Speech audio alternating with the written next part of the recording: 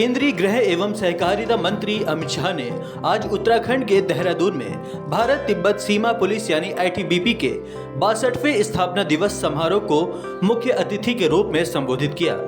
अमित शाह ने जवानों के लिए सेल्फ सस्टेनेबल एनर्जी बिल्डिंग यानी SSEB और दुर्गम क्षेत्रों में स्थित BOP यानी बॉर्डर ऑब्जर्वेशन पोस्ट पर सब्जियों, दवाओं और अन्य जरूरी वस्तुओं की आपूर्ति के लिए ड्रोन का लोकार्पण किया। गृह मंत्री ने आईटीबीपी के 147 शहीदों पर बनी फ्लिप बुक को भी लॉन्च किया। अपने संबोधन में अमित शाह ने कहा कि देशवासी जब दीपावली के अवसर पर अपने घर में दिया जलाते हैं, तब वो एक दिया सीमा पर तैनात हमारे वीर जवानों के लिए भी जलाते हैं। उन्होंने कहा कि देश की 130 करोड़ जनता पूरे दिल से वीर जवानों के त्याग, बलिदान, साहस और शौर्य का सम्मान करती है।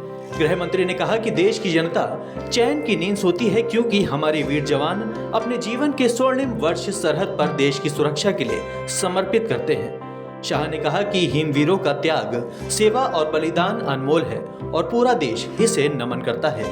केंद्रीय गृह मंत्री ने कहा कि आज आईटीबीपी का स्थापना दिवस है और हमारे हिमवीरों ने पिछले 62 वर्षों से शौर्य, दृढ़ता और कर्मनिष्ठा के ध्येय वाक्य के साथ भारत की दुर्गम सीमाओं को सुरक्षित रखने का काम किया है। उन्होंने कहा कि -45 डिग्री तापमान में देश की अग्रिम सीमा पर चौकन्ना रहकर उसकी सुरक्षा करना और जरूरत पड़ने पर सर्वोच्च बलिदान देने से भी पीछे न हटना आईटीबीपी की परंपरा रही है।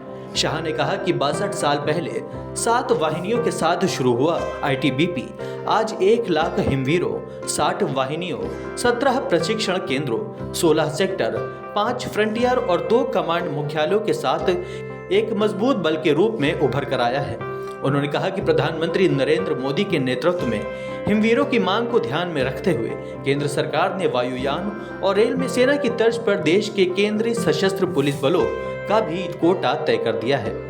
Bureau report, Dastak times. आज भारतीय तिब्बत सीमा पुलिस बल का स्थापना दिन है। शौर्य, दृढ़ता और कर्मनिष्ठा के ध्येय वाक्य के साथ 62 साल से भारत की दुर्गम सीमाओं को आईटीबीपी ने, हमारे हिमवीरों ने सुरक्षित करने का काम किया है।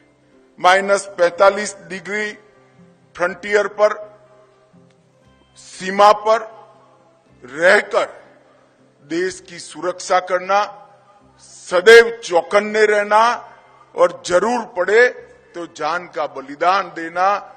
कई बलिदानियों ने इस शौर्य परंपरा को आगे बढ़ाया है। मैं यहां आने के पहले हिमवीरों के इस बलिदान शौर्य स्तंभ को भी प्रणाम कर उनको सैल्यूट कर उनके प्रति सम्मान व्यक्त कर यहां आया हूं। ताजा तरीन खबरों के लिए सब्सक्राइब करना ना भूलें दस्तक टाइम्स। बेल आइकन दबाकर पाएं देश विदेश की लेटेस्ट खबरों की नोटिफिकेशन।